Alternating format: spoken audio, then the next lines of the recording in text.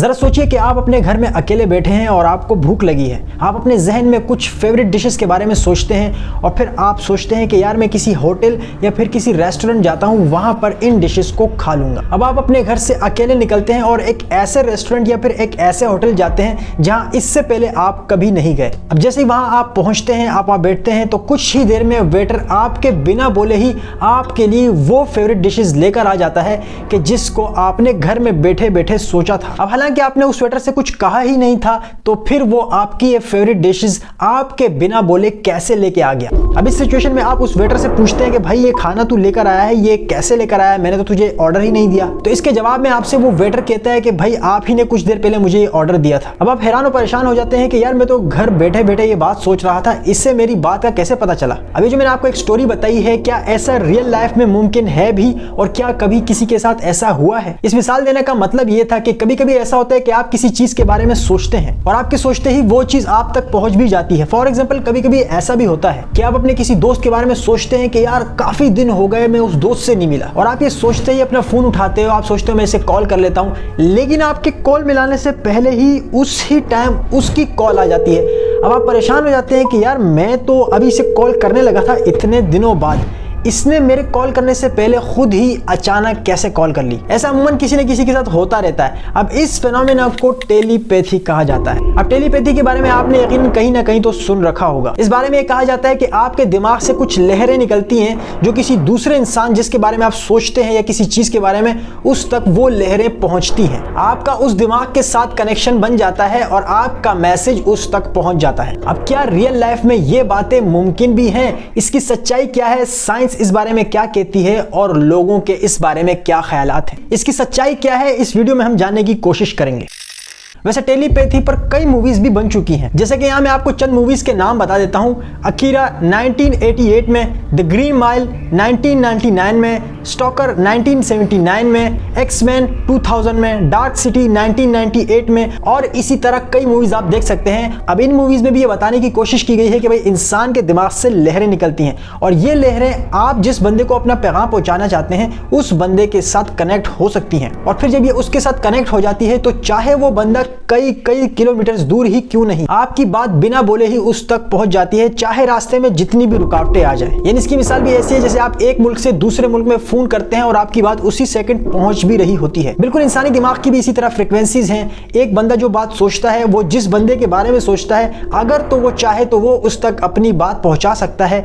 इन movies में ये बताने की कोशिश की जाती है। अब सवाल ये है कि टेलीपैथी का पहला जो ख्याल था वो पेश किसने किया, और क्या ये वाकई मुमकिन है भी? क्या वाकई इंसान का दिमाग इतना ताकतवर है कि इतनी दूर दूर तक भी लहरें फैला सकता है? क्योंकि आपको बताऊं कि पास्ट में कुछ लोगों का यह दावा भी रहा है कि भाई इंसान का दिमाग इतना ताकतवर है और इससे निकलने वाली लहरें इतनी पावरफुल हैं कि ये किसी कश्ती को भी उलट सकती हैं। हम दुनिया में किसी भी जगह पर मौजूद किसी शख्स के बारे में डिटेल्स इकट्ठी कर सकते हैं, उसके बारे में जान सकते हैं। अब ये इतने बड़े बड़े दावे थे कि कुछ डिकेड्स पहले अमेरिका ने कई सारे ऐसे टेलीपैथी के माहिरीन और इस पर रिसर्च करने वाले बड़े बड़े साइंसदानों को बुलाकर इस पर एक प्रोजेक्ट शुरू किया कि भाई इस पर तजुर्बात किए जाएं कि क्या ये मुमकिन है। अब जो प्रोजेक्ट शुरू किया गया था वो एक सीक्रेट प्रोजेक्ट था। अब इस प्रोजेक्ट को स्टारगेट प्रोजेक्ट का नाम दिया गया था और इस प्रोजेक्ट का मकसद ये था कि भाई अगर वाकई ऐसा मुमकिन है तो फिर तो भाई अमेरिका पूरी दुनिया पर अपना कब्जा जमा सकता है, अपने दुश्मन मुल्कों के बारे में काफी सारा डेटा इकट्ठा कर सकता है, उनके सीक्रेट प्रोग्राम्स के बारे में जानकर उनके प्रोजेक्ट्स को तबाह कर सकता है, उनके जहाजों को गर्क करवा सकता है और समंदर में मौजूद दुश्मन मुल्कों की अबदोजों के बारे में भी डिटेल्स इकट्ठी कर सकता है। यानी ये ख्याल था कि भाई अगर हम टेलीपैथी पर कंट्रोल पा लेते हैं तो भाई पूरी दुनिया हमारे कंट्रोल में आ सकती है। सो इस प्रोजेक्ट को शुरू किया गया और उस पर अच्छे खासे पैसे खर्च किए गए। इस प्रोजेक्ट की प्लानिंग वैसे 1970 में शुरू हुई थी,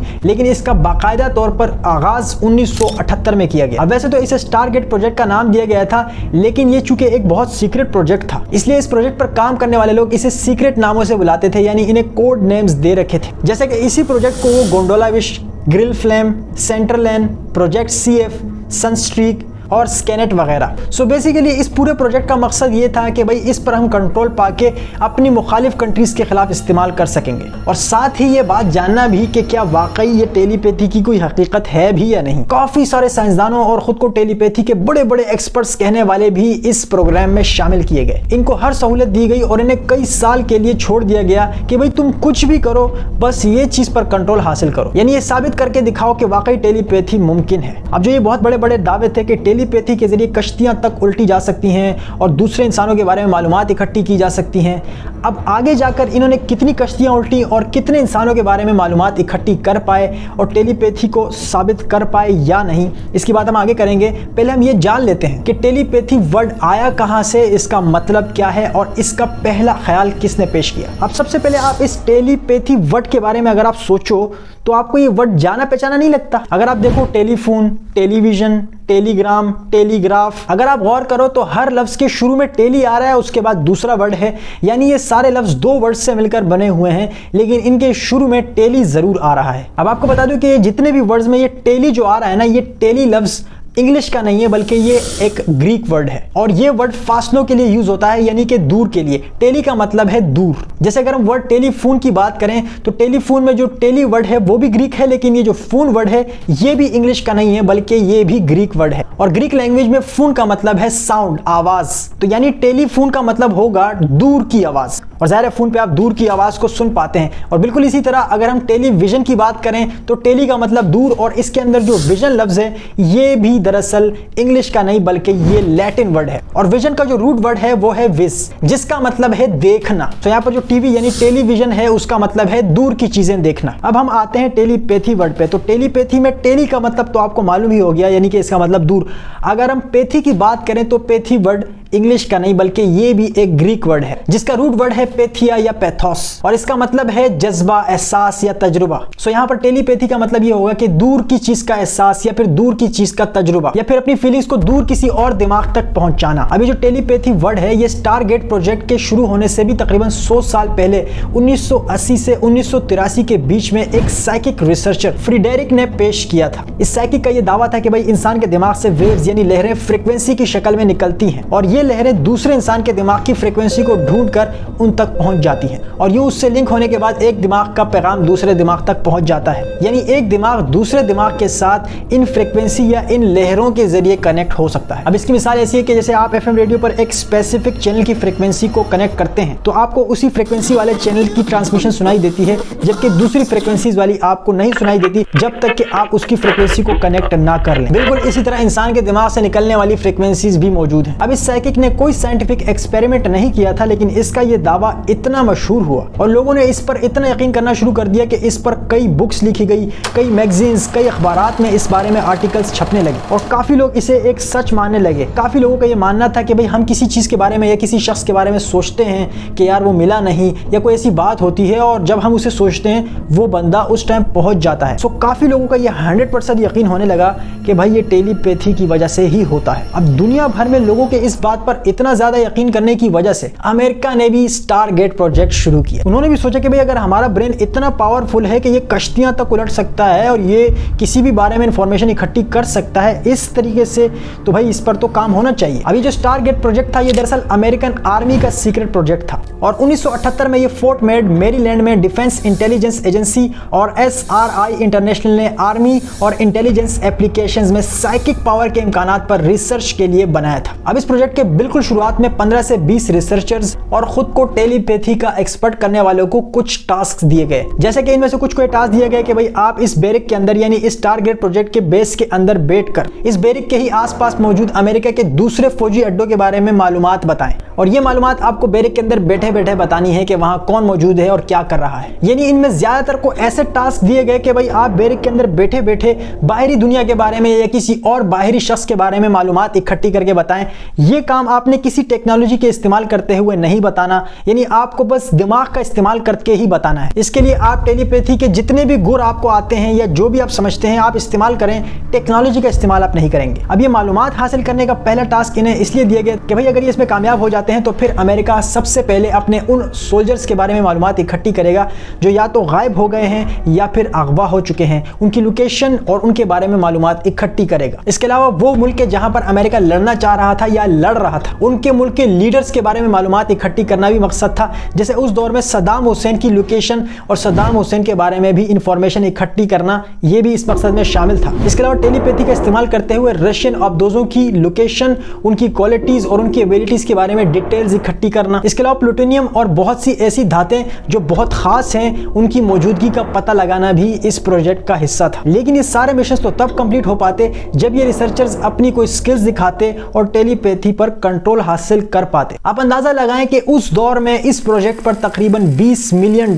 का खर्चा आया और ये प्रोजेक्ट भी तकरीबन 20 सालों तक जारी रहा, क्योंकि इसकी प्लानिंग 1970 से ही शुरू हुई थी। लेकिन इन 20 सालों में ये तमाम एक्सपर्ट कोई एक भी अच्छा नतीजा पेश नहीं कर सके, यानी कि इनका रिजल्ट जीरो था। और यहां तक कि बाहरी दुनिया की इंफॉर्मेशन इकट्ठी करना तो दूर की बात, ये लोग बैरिक में ही मौजूद अपने दूसरे साथियों के दिमाग को भी नहीं पढ़ पाए, अपने दिमाग की बात उन तक पहुंचा नहीं पाए। हालांकि इनको हर किस्म की सहूलत दी गई, हर चीज दी गई, काफी पैसा खर्च किया गया और 2-4 नहीं बल्कि तकरीबन 20 साल का टाइम भी दिया गया, लेकिन इनमें से बड़ा एक्सपर्ट भी कोई एक भी कामयाबी हासिल नहीं कर सका। और बिल आखिर अमेरिका को यह बात समझ आ गई कि भाई ये चीज मुमकिन नहीं है और इस चीज को 1995 में बिल आखिर खत्म कर दिया गया, यानी इस प्रोजेक्ट को बंद कर दिया गया। और CIA की एक रिपोर्ट में यह कंक्लूजन दिया गया कि भाई ये टेलीपैथी किसी भी किस्म के इंटेलिजेंस ऑपरेशन में कामयाब नहीं हो सकता और ना ही कोई फायदा दे सकता है। और इस प्रोजेक्ट या प्रोग्राम में जितनी भी इंफॉर्मेशन है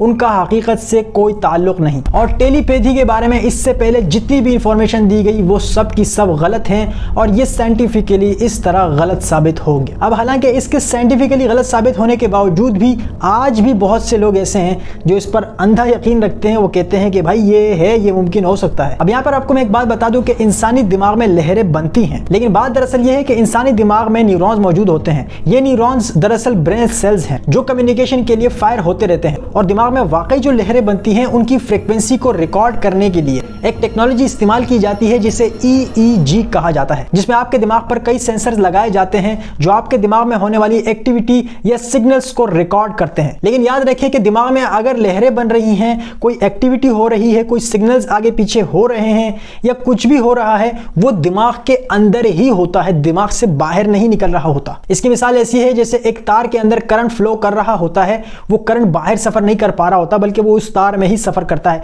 बिल्कुल इसी तरह ये जो वेव्स होती हैं या फ्रीक्वेंसी जो भी कह लें, ये आपके दिमाग के अंदर ही होता है और इसको रिकॉर्ड करने के लिए इन सेंसर्स या मशीन्स का इस्तेमाल किया जाता है। सो साइंटिफिकली टेलीपैथी मुमकिन ही नहीं है। हाँ, अलबत्ता एक चीज जरूर की जा सकती है कि आपके दिमाग में कोई ऐसी डिवाइस लगा दी जाए जो आपके दिमाग से सिग्नल्स बाहर की तरफ फैलाती रहे और फिर कोई दूसरा इंसान हो कि जिसके दिमाग में कोई ऐसी डिवाइस लगाई जाए जो इन सिग्नल्स को रिसीव करे, तो फिर आपके ख्यालात या आपके दिमाग की जो बात है उस तक ट्रांसफर हो सकती है। और आपको बता दूं कि ये तजुर्बात अलबत्ता हो चुके हैं। पहले ये तजुर्बा चूहों पर किया गया था और अब की बारी ये तजुर्बा 3 इंसानों पर भी किया गया है और यह तजुर्बा कामयाब रहा है, जिसमें साइंसदानों ने 3 इंसानों के दिमागों को एक दूसरे के साथ कनेक्ट किया और उनके दिमाग एक दूसरे के ख्यालात को लाइव शेयर करने के काबिल हुए। और आपको बता दूं कि इस मकसद के लिए टेक्नोलॉजी का इस्तेमाल किया गया है, इसलिए यह टेलीपैथी अलबत्ता नहीं है और यह टेक्नोलॉजी भी अभी शुरुआती मरहलों में है और इस पर अभी मुकम्मल ट्रस्ट नहीं किया जा सकता। सो हम ये बात तो जरूर कह सकते हैं कि भाई एक इंसान के दिमाग को दूसरे इंसान के दिमाग से टेक्नोलॉजी का इस्तेमाल करते हुए कनेक्ट किया जा सकता है, यानी वो अपने ख्यालात शेयर कर सकते हैं। लेकिन याद रखें, ना तो ये टेलीपैथी है, ना ये माइंड रीडिंग या रिमोट वीविंग या ऐसी कोई चीज है। इस टेक्नोलॉजी में भी इन तीनों इंसानों के दिमागों की लहरों को रिकॉर्ड करने के लिए EEG मशीन का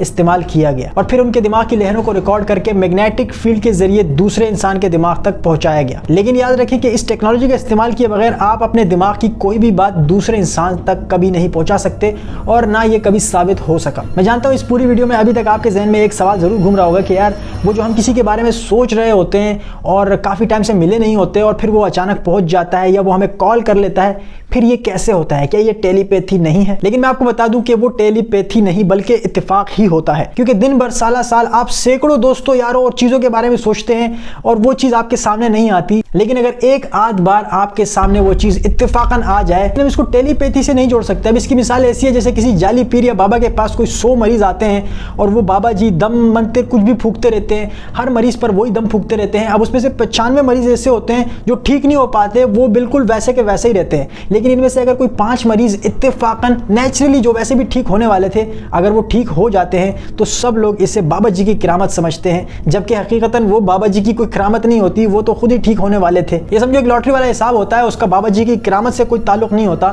सो बिल्कुल इसी तरह नॉर्मल जिंदगी में अगर आपके साथ कोई ऐसा इंसिडेंट होता है कि आप किसी चीज़ के बारे में सोचते हैं और वो हो जाए, तो वो इत्तेफाक ही होता है, उसका टेलीपैथी से कोई ताल्लुक नहीं होता। दोस्तों उम्मीद करता हूं कि इस वीडियो में आपको कुछ ना कुछ जरूर सीखने को मिला होगा। अगर पसंद आई हो वीडियो तो लाइक कर दीजिए, और आप लोगों ने अगर मुझे इंस्टाग्राम पर फॉलो नहीं किया हुआ तो इंस्टाग्राम पर भी फॉलो कर लें। फेसबुक पर खास तौर पर मैंने एक नया पेज बनाया है। जो पिछला पेज था वो कुछ वायलेशंस की वजह से, नामालूम वायलेशंस की वजह से वो फेसबुक ने बैन कर दिया था, तो मैंने एक नया पेज बनाया। आप मेरा पेज लाइक कर सकते हैं। टिकटॉक पर भी डेली वीडियोस डालते रहता हूं। मजीद इंटरेस्टिंग वीडियोस के लिए चैनल को सब्सक्राइब भी कर लें। मिलता हूं अगली वीडियो में। अपना बहुत सारा ख्याल रखें।